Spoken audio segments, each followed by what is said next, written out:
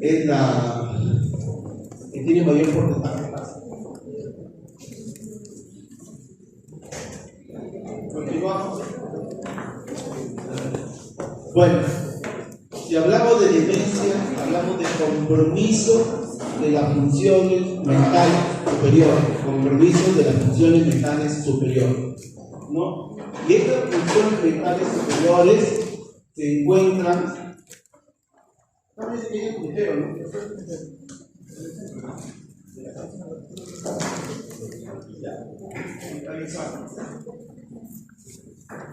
Y las funciones mentales superiores, ustedes saben que se encuentra en la corteza cerebral, ¿no? La corteza cerebral tiene un área de 20 a 25 metros cuadrados si lo extendemos, ¿no? Es una corteza que se encuentra plegada por 6 fisuras y algunas decenas de surcos, una decena de surcos, ¿no? Y ahí tienen ustedes la corteza cerebral, ¿no? Según Gallo en 2016. Esta corteza cerebral, estamos hablando de la parte neocortical, porque también hay la paleo y la arti. La neocortical tiene áreas primarias, pueden ver ustedes acá, áreas que están en rojo, ¿no? Donde llega la información de los sentidos.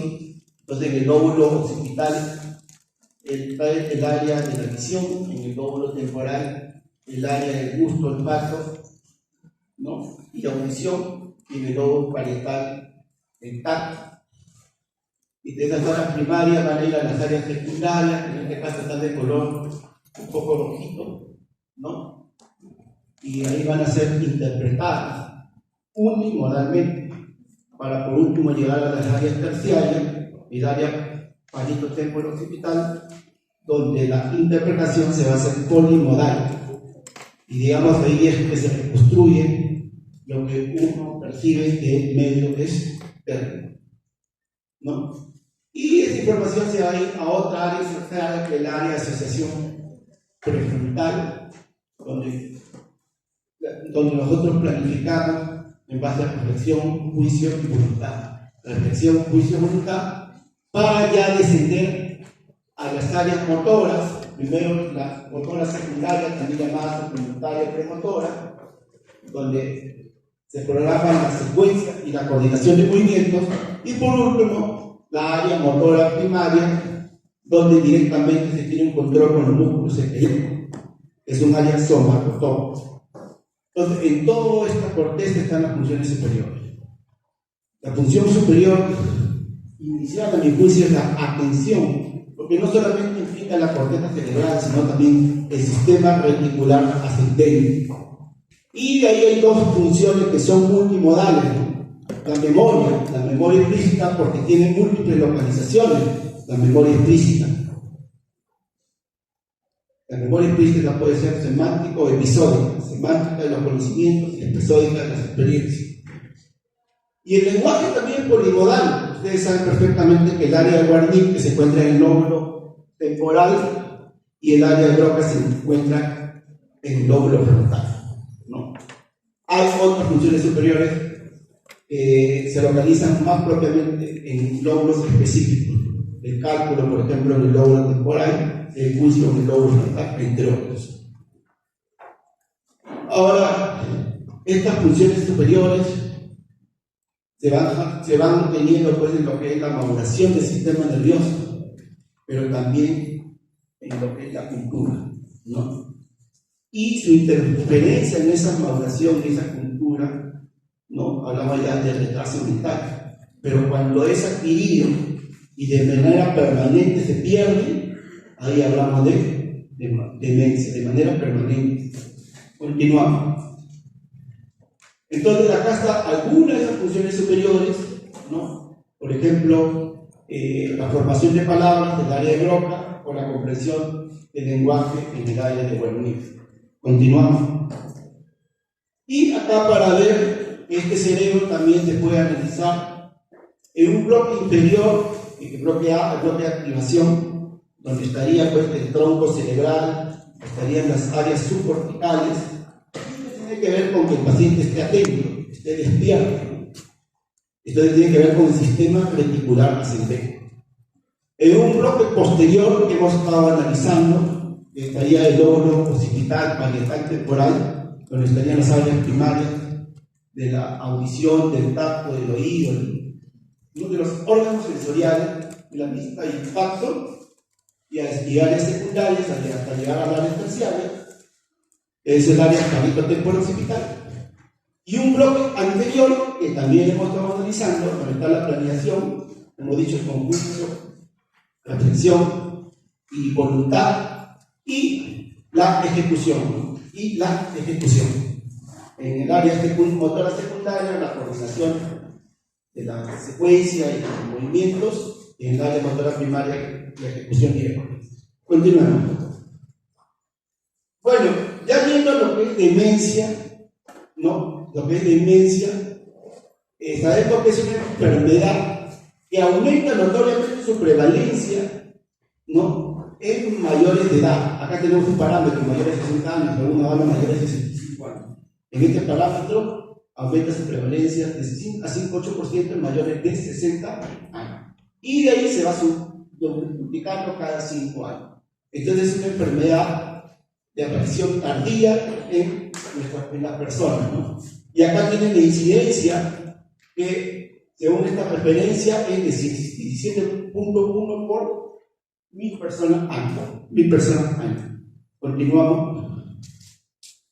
Entonces, esta demencia, ahí lo tienen claramente, en los diferentes continentes aumentan notoriamente a partir de los 60 años, lo pueden ver, y a partir de los 85, de los 80 años, mucho más, ¿no? A partir de los 70 años, mucho más verticalizado.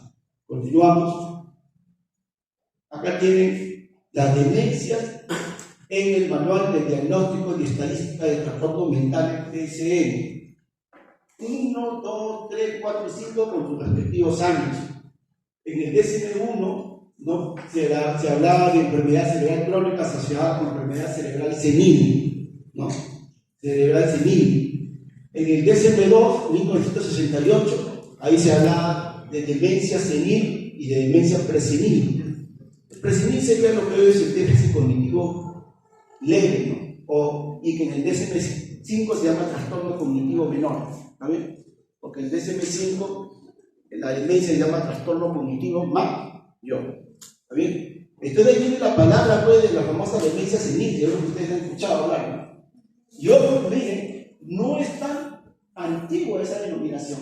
En el DSM-2, 1968 ya está. ¿Está bien? Y eso duraba una década más.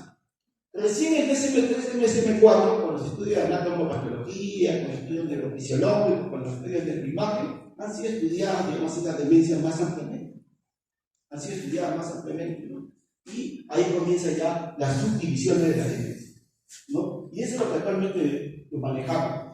Porque también del DSM-5, la demencia lo habla como trastorno neurocognitivo mayor y el déficit cognitivo leve como trastorno neurocognitivo menor. Pero sin embargo, esa terminología ustedes no lo ven de uso muy frecuente. De uso frecuente es demencia y déficit cognitivo leve. Continuamos. Y acá tienen un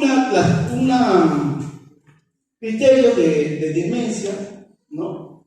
Según el Instituto Nacional Estadounidense de la Federación del Alzheimer, pero esto es para todo tipo de demencia, ¿no? Entonces, cuando las funciones superiores son afectadas al extremo de que interfieren con la capacidad de funcionar en el trabajo de actividades espirituales, este es un criterio para la demencia, ¿no? Cuando hay un deterioro, recuerden, cuando hay un deterioro, porque una cosa es retardo, ¿no? Otra cosa es confusión y otra cosa es demencia, tiene que haber un deterioro, ¿vale? Cuando no se explica, obviamente, por delirio, que es un pasajero, un cuadro confusional pasajero, o por depresión, que son sus diagnósticos diferenciales, ¿no? Cuando, bueno, hay pruebas diagnósticas que tienen historia clínica, el examen neurológico, ¿no? Y cuando afectan las funciones superiores, que ustedes lo ven abajo. ¿Ok? Continuamos. Y acá ustedes tienen, según el JAMA del 2019, las manifestaciones de demencia, son la revista actual. ¿no? Las principales manifestaciones de demencia, ¿cuáles son de las 5? La cognitiva, esa es la principal manifestación. La cognitiva, esa es la principal manifestación. ¿Está bien? Después le sigue la psicológica y la conductual. Psicológica y conductual. Pero la cognitiva es la principal, ¿no? También puede haber trastornos del sueño y también puede haber trastornos motores o físicos. ¿Ya? Pero la cognitiva es lo que define más propiamente la demencia. Entonces, cognitivas. Continuamos. Bueno, ahora vayamos un poco a la clasificación de estas demencias. Solo algunas vamos a desarrollar. Hay demencias de acuerdo a su topografía. Recuerden que de acuerdo a la topografía pueden haber demencias corticales y demencias subcorticales. Demencias corticales y demencias subcorticales. Alzheimer, por ejemplo, es una demencia cortical. Frontotemporal es otra demencia cortical. ¿Está bien? Pero Parkinson, que a la larga es la misma demencia, es una demencia subcortical. Porque Parkinson compromete el primer núcleo basal. ¿Está bien? Entonces, de acuerdo a su localización topográfica. También tienen de acuerdo a su etiología. De acuerdo a su etiología. Digamos que todo esto sea el universo de demencias. Se calcula que más o menos 3/4 partes o 2/3 partes de las demencias son de origen degenerativo. 3/4 partes o 2/3 partes de las demencias son de origen degenerativo. ¿Está bien? Y de esas 3/4 partes, 2/3 partes, 4/5 partes, depende de la literatura que ustedes lean. Ustedes saben que no es exactamente homogénea la literatura. 3/4 partes, 2/3 partes, la demencia comienza en el lóbulo temporal. Es la demencia de Alzheimer. Al comenzar en el lóbulo temporal, compromete la memoria. El hipocampo y comienza la memoria. El hipocampo y comienza la memoria. La memoria explícita, ¿no? La memoria que tiene que ver con nuestras experiencias y con nuestros conocimientos, ¿no? Explícita. ¿Está bien? Esa es la principal demencia degenerativa. Y después le siguen 3 demencias degenerativas. 3. Alzheimer, 3/4 partes, 2/3 partes de todas las degenerativas. Pero después le siguen 3. Muy de lejos, 20%, 10% de esas demencias degenerativas, cada una. Una es la enfermedad de Parkinson, porque recuerden que Parkinson tiene signos motores, pero tiene signos no motores. Los signos no motores son 5. Son 5. Trastorno del sueño REM, compromiso del sistema nervioso autónomo, ¿no? Trastorno depresivo, también de demencia. ¿Está bien? Las otras 2 que están ahí por ahí es la demencia frontotemporal, en la cual la degeneración no comienza solamente en el lóbulo temporal, sino también en el lóbulo frontal. Ustedes saben que en el lóbulo frontal hemos hecho la introducción. En el lóbulo prefrontal está la planificación, juicio, reflexión y conducta. Entonces, esta demencia frontotemporal comenzaría con un trastorno de conducta. En cambio, Alzheimer comienza con trastorno de la memoria. ¿Está bien? Y también tienen la famosa demencia de cuerpo de Lewy, que da el síndrome demencial, pero también da el síndrome extrapiramidal. Pero en este caso, el síndrome extrapiramidal va más rápido que el síndrome parkinsoniano, el Parkinson. El síndrome demencial también va un poco más rápido que el Alzheimer. Esa es la demencia de cuerpo de Lewy. Entonces, la demencia degenerativa es de 3/4 partes, 2/3 partes, 4/5 partes, más o menos de acuerdo a la literatura. Y el segundo grupo de demencias son las demencias vasculares. 1/3 o 1/5 o la mitad de demencias son vasculares. 1/4, 1/3 o la mitad de demencias son vasculares. ¿Está bien?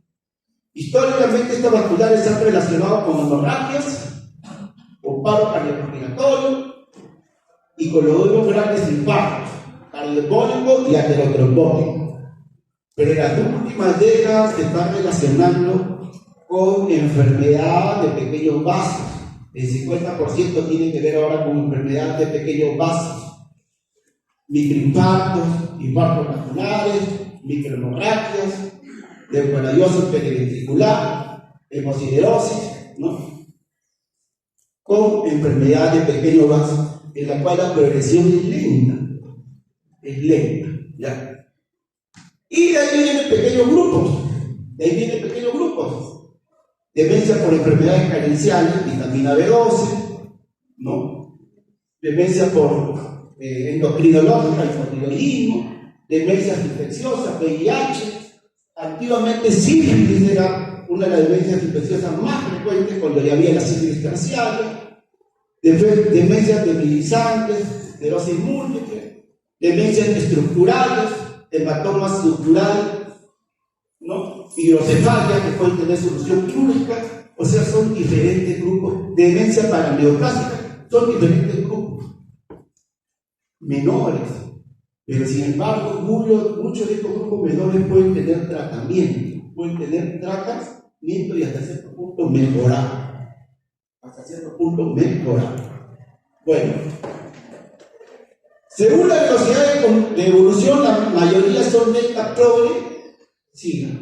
Hay una que es aguda, es la de priones, por la enfermedad, por el priones. ¿Está bien? Esa es la que es aguda. Según la inicio, hemos dicho que la mayoría es mayor de 60 años. ¿Ya? Y según lesiones moleculares genéticas, lo vamos a ver en la gráfica. Continuamos.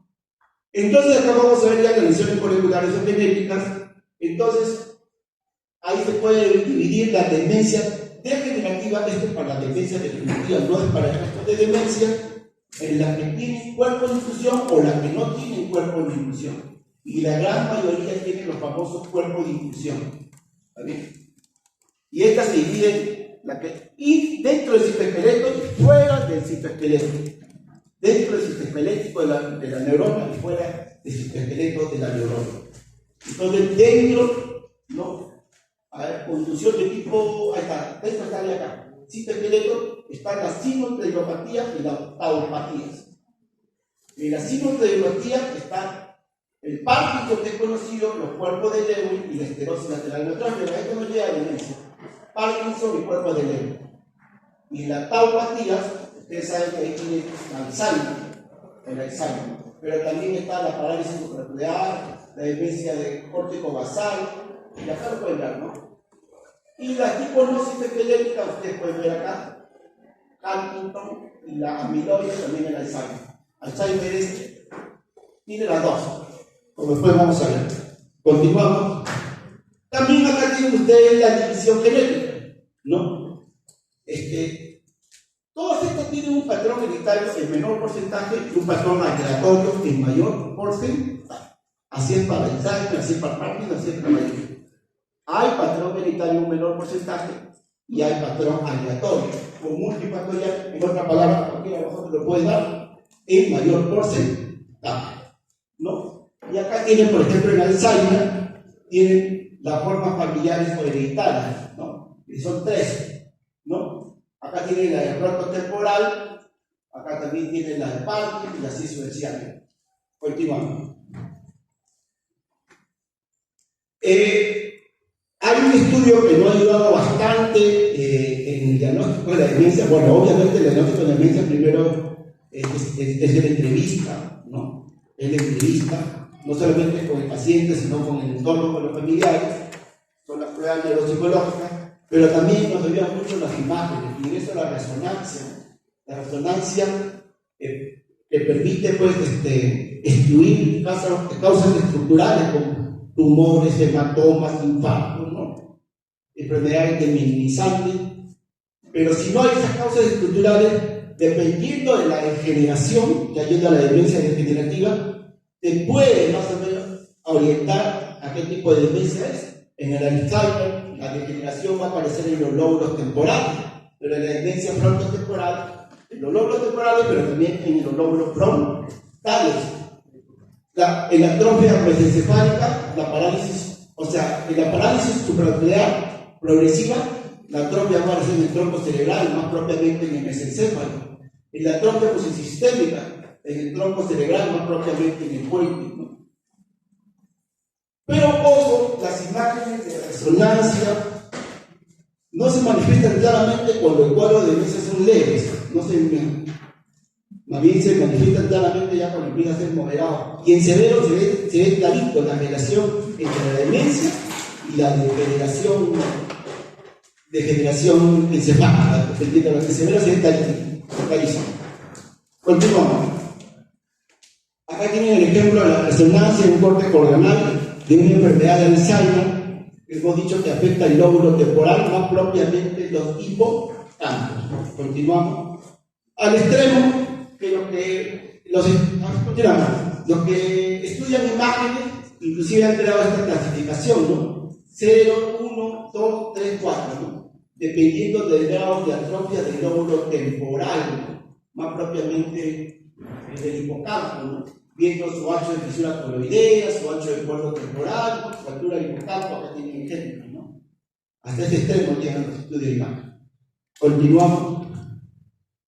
Y también pueden hacer inclusive volumetrías, ¿no? Para ver ya la atrofia global del cerebro, ¿no? En este caso ustedes están observando la volumetría aplicada al Alzheimer, ¿no? En individuos normales el volumen cerebral disminuye un 0,4 a un 0,5% anual, un 0,4 a un 0,5 anual, pero lo que tienen Alzheimer, un 1% al año, un 1% al año, ¿no? Y más los hipocampos, porque hemos dicho que el Alzheimer comienza en los hipocampos, 1,2, 1,4, inclusive hasta 4,3% anual, ¿no? La atrofia de los hipocampos en el lóbulo temporal, porque es la enfermedad de Alzheimer. Continuamos. Bueno, decíamos que la otra demencia son las demencias vasculares.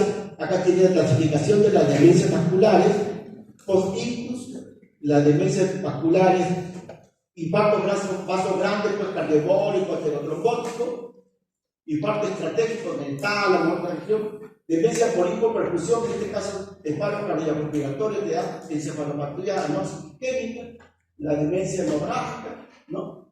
Pero lo que está tomando mucha importancia en la última década es la demencia subcortical isquémica o de vasos pequeños.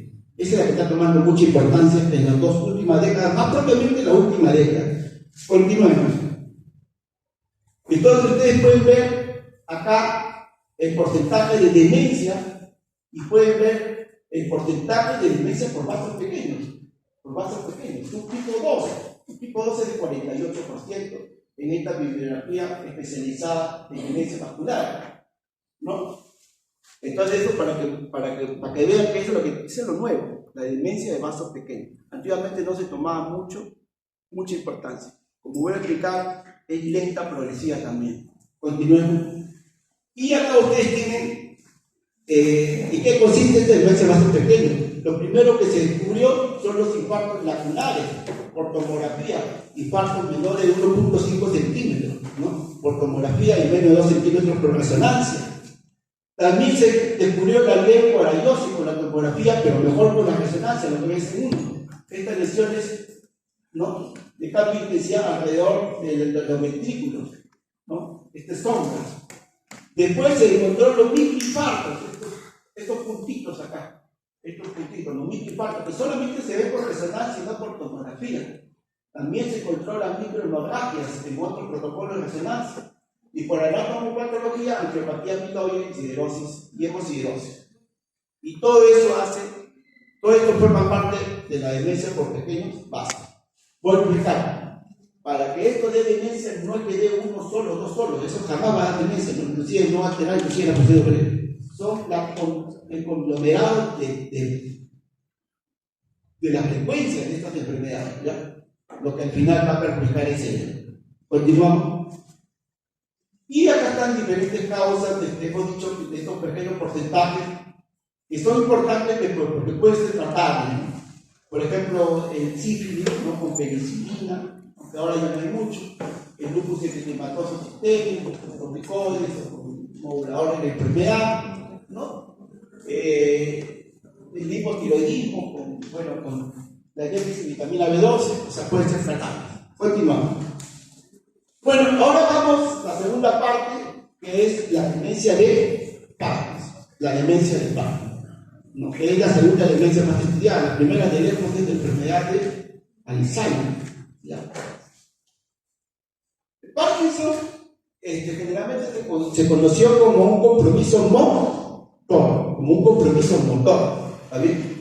Y en la cual hay dos signos cardinales, rígido hipocinético y temblor.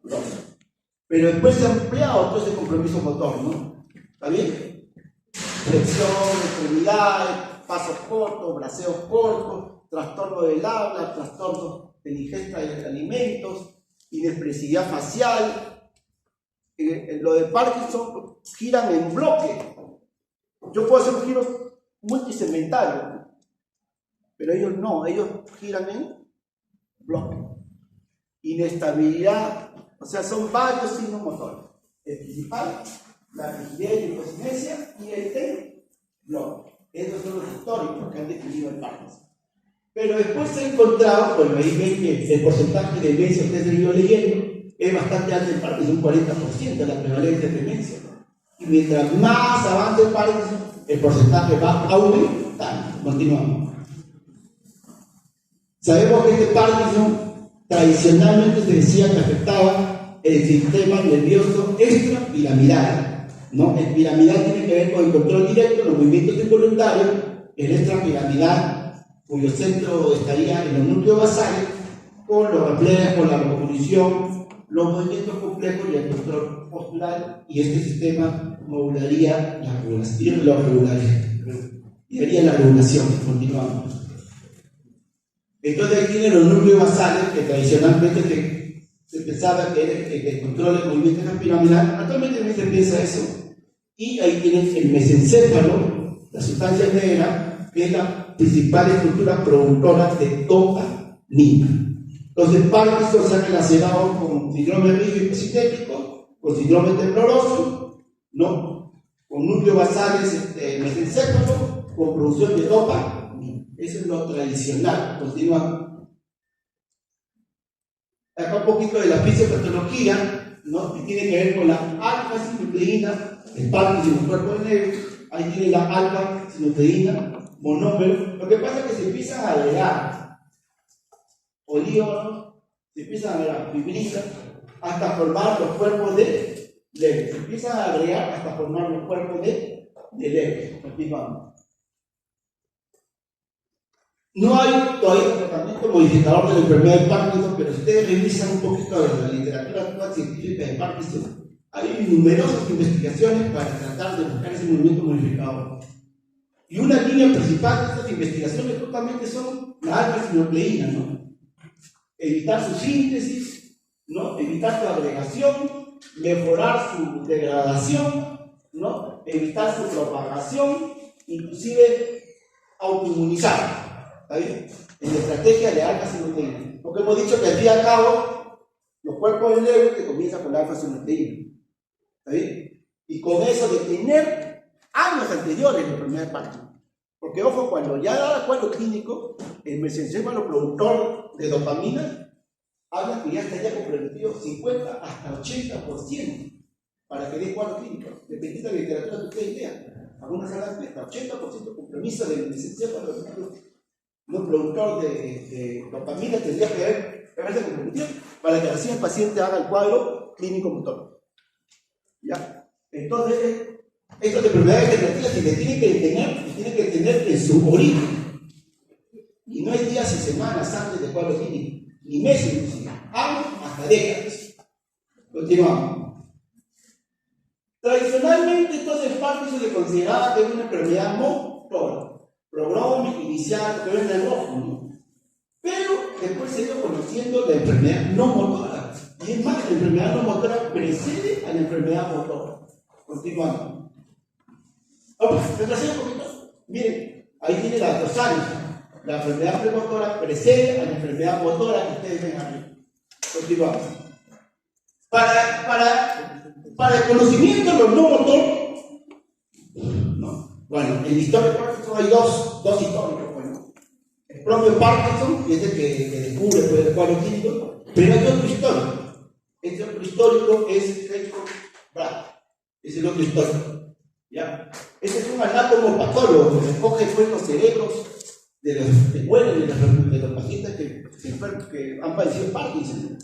Y hace los estudios anatomopatológicos y encuentra estos cuerpos de Lewin no solamente pues en el mesencéfalo, núcleos basales, sino inclusive en las porciones más inferiores del cerebro, el tronco cerebral. Y no solamente eso, sino que se da cuenta que estos cuerpos de Lewin se van acumulando de las porciones inferiores hacia las porciones superiores, hasta comprometer todo el encéfalo. Y cuando es así, ya el Parkinson no es solamente motor, pues, es un Parkinson también extramotor. Continuamos. Y ahí tienen ustedes los estadios de la teoría de Black, ¿no? Arriba tienen ya el compromiso motor de las estructuras cerebrales, perdón, el compromiso de las estructuras cerebrales. Yo observo que el nivel 6 ya altera la corteza cerebral, la neocorteza cerebral. El nivel 4 altera la amígdala, la corteza temporal. Pero miren, el nivel 1 altera solamente el peso mental y el núcleo motor del décimo par craneano, o sea, los pares craneales del tronco cerebral. Y vean la clínica no motora. Al comienzo, alteración del olfato, después trastorno del sueño REM, trastorno depresivo, ¿no? Compromiso de funciones motores. Hay otro más que me estoy olvidando. Hay el sistema autónomo. Al comienzo del sistema autónomo, olfato, después trastorno del sueño, trastorno emocional depresivo y por último las funciones superiores, que ven acá, las funciones superiores, ¿no? Continuamos.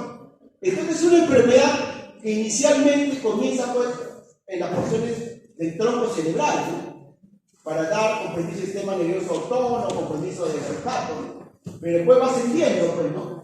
Del sueño, ¿no? De la parte emocional y por último afecta las estructuras corticales, dando demencia. Continuamos. Y no solamente es el compromiso de la dopamina, como pueden ver ustedes, como tradicionalmente, ¿no? Sino también en esa progresión compromiso de numerosos neurotransmisores, serotonina, norepinefrina y acetilcolina. Son los otros tres neurotransmisores que se comprometen. Pero ya viendo el Parkinson, había dos neurotransmisores que se comprometen, como pueden ver ustedes, la dopamina y la acetilcolina. Continuamos. Bueno, y eso define la demencia de Parkinson: inicio temprano, inicio tardío. Inicio temprano habría compromiso de la dopamina, pero inicio tardío de la acetilcolina. Inicio tardío de la acetilcolina. Inicio temprano no, débil cognitivo leve, inicio tardío de demencia. Inicio temprano pronto subcortical y ya tardío cortical posterior. O el compromiso de la función superior que ustedes pueden ver. Continuamos.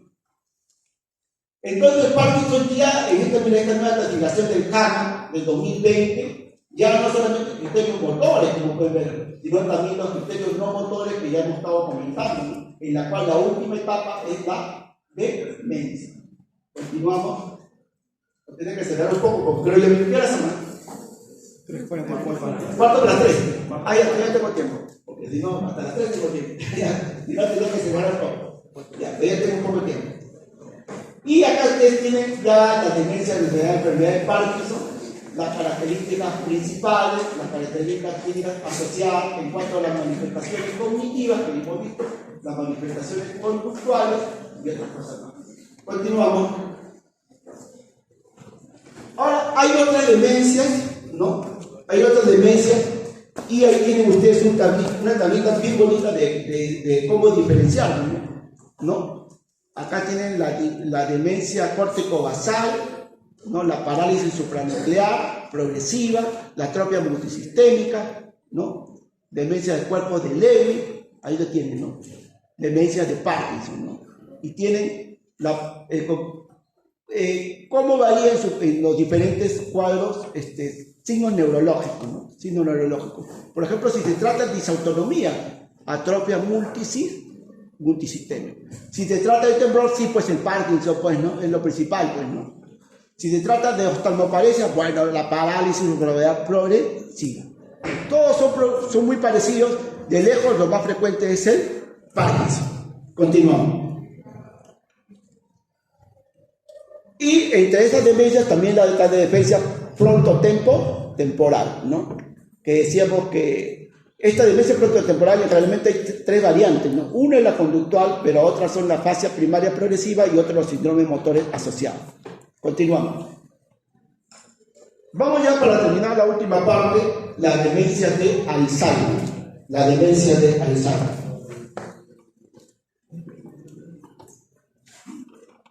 Acá hemos traído una bibliografía donde detalla pues, como el comprendido de demencia de Alzheimer. Obviamente lo que son conocidos es el trastorno de la memoria. Amnesia, primero anterógrada, después retrógrada, el trastorno del lenguaje, el trastorno afasia, el trastorno de la ejecución, apraxia, el trastorno de los reconocimientos, agnosia, ¿no? Pero también puede haber problemas de comunicación, problemas de percepción, trastorno del comportamiento, trastorno del sueño y vigilia, problemas del hábito, trastorno de la continencia y trastorno de la alimentación.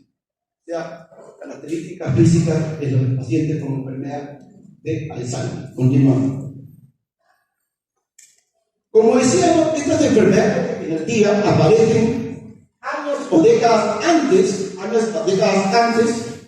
¿no?, del cuadro clínico. Y eso es lo que pueden observar ustedes. La primera parte anatomopatológica es el depósito de amiloide. Miren cómo aparece mucho más antes, ¿no? La clínica de DST es recién déficit cognitivo leve.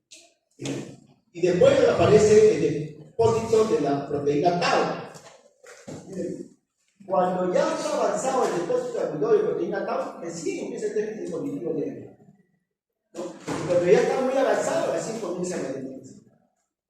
La atrofia aparece más o menos a mitad recién cuando el déficit cognitivo leve.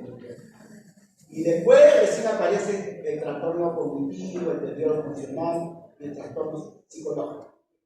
Continuamos.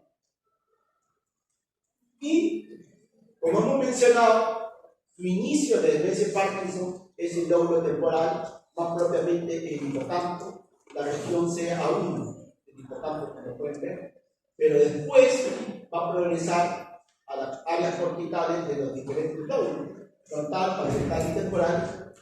Al final trae una atrofia global impresionante.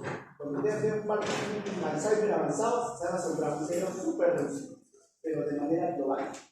Continuamos. Como decíamos, entonces antes que aparezca ya la enfermedad de Alzheimer, ya se va dando el depósito del beta-amiloide y la proteína tau. Y hacer eso trata de apuntar los estudios. El estudio de encefalografía, el estudio de imagen, de pesquisarlo precozmente, ¿no? Entonces acá tienen un conjunto de estudios y qué tan temprano pueden diagnosticar esta enfermedad. Continuamos. Ahora, este Alzheimer, como hemos dicho, la minoría de estas enfermedades degenerativas son familiares, hereditarias, pero la mayoría son multifactoriales. Entonces, este Alzheimer, acá tienen, vamos a ver un poquito de historia familiar.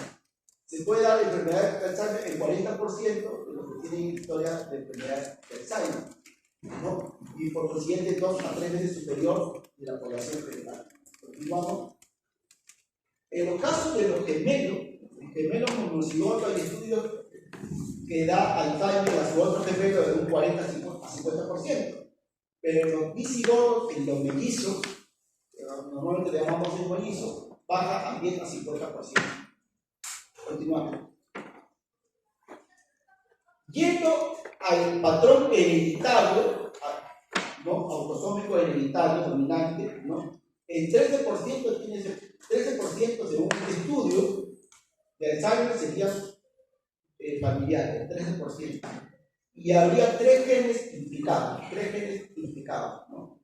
La proteína precursora del péptido beta-amiloide, el gen de presenilina 1 y el gen de presenilina 2. Continuamos. El más frecuente es el gen de presenilina 1, por eso le hemos resaltado con rojo. Continuamos. Entonces acá tienen los 3 genes implicados en esta Alzheimer de origen hereditario, ¿no?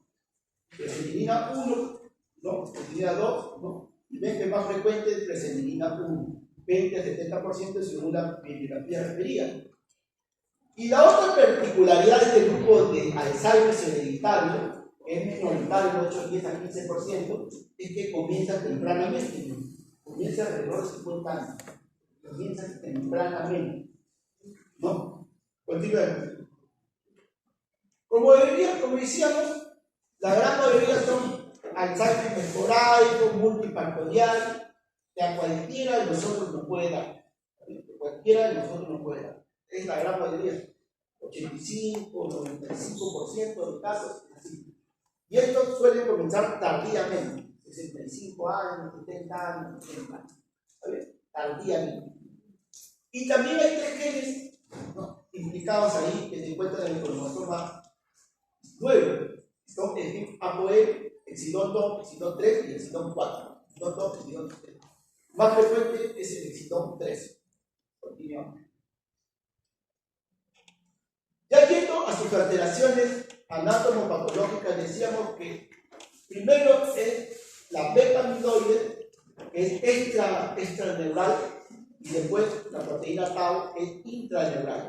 Y ahí lo tienen, ¿no? En punta de flecha tienen la placa beta-amiloide y en flecha más grande tienen la proteína tau. Continuamos. Vamos primero a la beta-amiloide, que es lo primero que se presenta, ¿no?, en décadas anteriores, ¿no? Decíamos que es extracelular, extraneuronal, ¿también? Y que suele depositarse en la corteza límbica y de asociación, ¿no?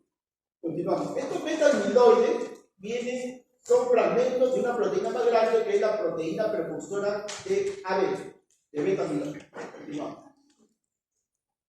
Y acá tienen una explicación, ¿no? Ustedes acá tienen la proteína precursora de beta-amiloide.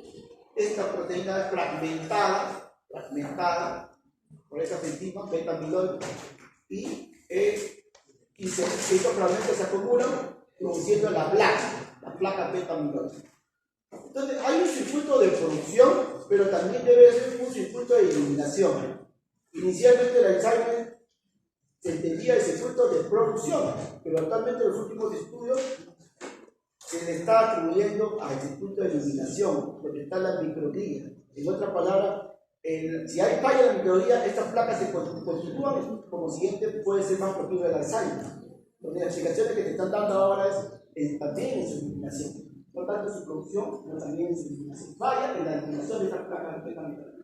Continuamos, entre ellos la microglía, la microglía. Continuamos. Estas placas amiloides, puedo explicar, hasta cierto punto es normal. Y justamente acá tiene un investigador ruso, ¿no?, en 1985 hace un estudio, ¿no? Y es normal encontrar en menores de 50 años menos de 5 placas amiloides por milímetro cuadrado. En mayores de 65 años hasta 15. ¿Está bien? Hasta cierto punto es normal. Pero obviamente en la enfermedad de Alzheimer estos valores van a estar muy elevados por su producción y por su falla en la eliminación. Continuamos. Ya yendo a la otra, es la proteína tau. La proteína tau, este ya no es extraneuronal, sino es intraneuronal, que tiene que ver con los microtúbulos. Recuerda que están los microtúbulos, microfilamentos, ¿no? Que eso permite el transporte axonal y otras funciones. ¿Está bien? ¿Ya? Y afecta pues las neuronas piramidales. Continuamos. Entonces, estas proteínas tau que ustedes pueden ver acá, lo que hacen es estabilizar estos microtúbulos. Lo que hacen es estabilizar estos microtúbulos. Que forman parte que integran pues el axón. Recuerden que el axón tiene microtúbulos, microfilamentos, filamentos intermedios. Recuerden, uno es los microtúbulos. Y estos microtúbulos son estabilizados por la proteína tau. Integran.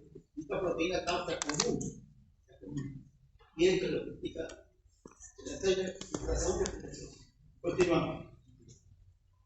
Acá tienen los dos eventos principales la beta amiloide de proteína tau y otros eventos que se están estudiando y que se están también atribuyendo importancia fisiopatológica para esta enfermedad.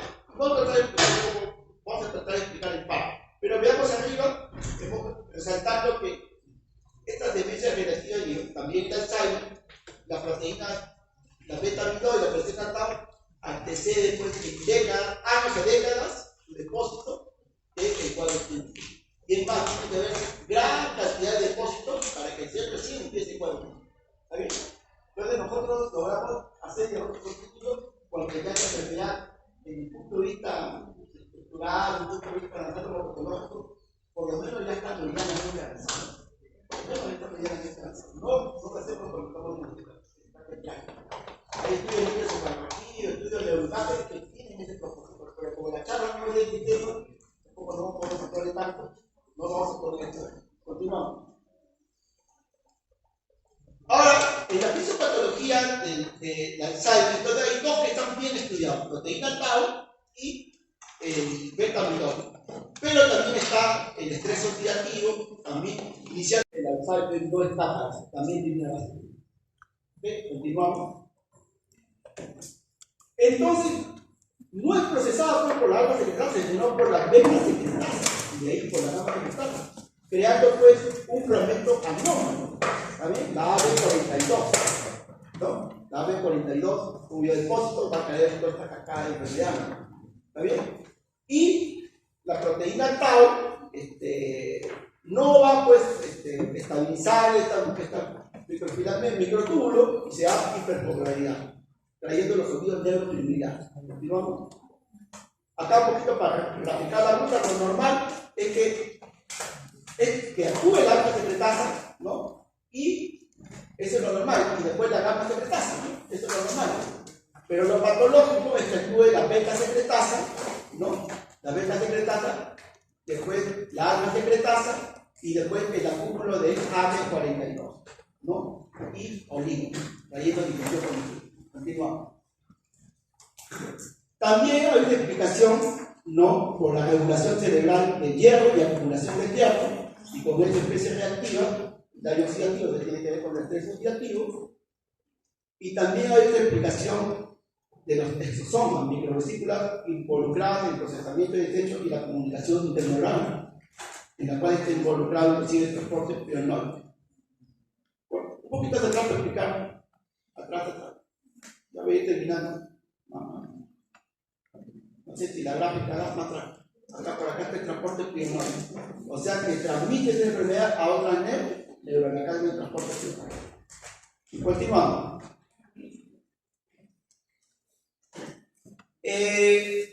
Decíamos que también está explicándose ahora la microglía,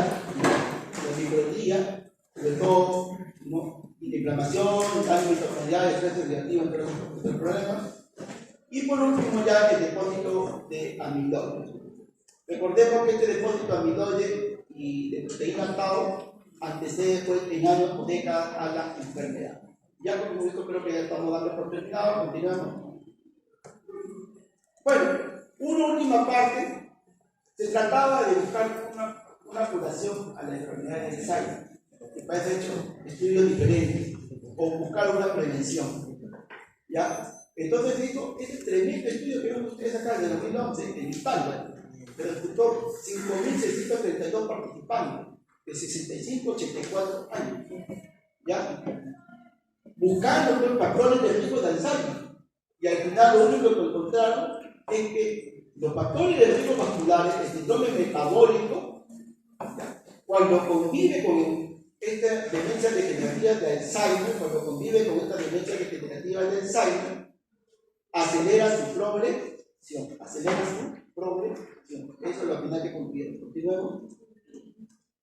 De tal manera, si ustedes quieren prevenir totalmente el Alzheimer, una gran parte de la prevención tiene que ver con lo vascular: tabaco, alcohol, actividad física, dieta, ¿no? Hipertensión, diabetes, una gran parte. Sabemos que hay una gran parte que es genética también, otra gran parte pues, que es el nivel de escolaridad, actividad intelectual y interacción.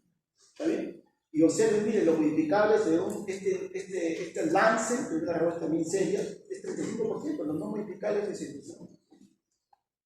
fuerte la base genética. Continuamos. Y acá lo mismo, arriba tienen lo que podría acelerar esta tendencia de Alzheimer y abajo lo que podría enlentecer, ¿no? Dice, lo que podría acelerar, ahí se cruzó pues con la demencia vascular, porque son los mismos, una gran parte, no todos son los factores de riesgo vascular los que pueden acelerar esta demencia de Alzheimer. Continuamos.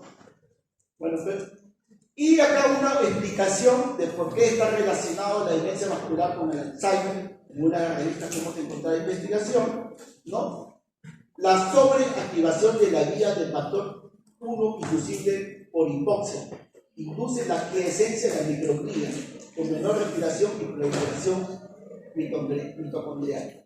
Esa sobreactivación, ya sea genéticamente o por exposición de hipoxia sistémica, que sería lo vascular, hipoxia sistémica, reduce el agrupamiento y la proliferación de microglia.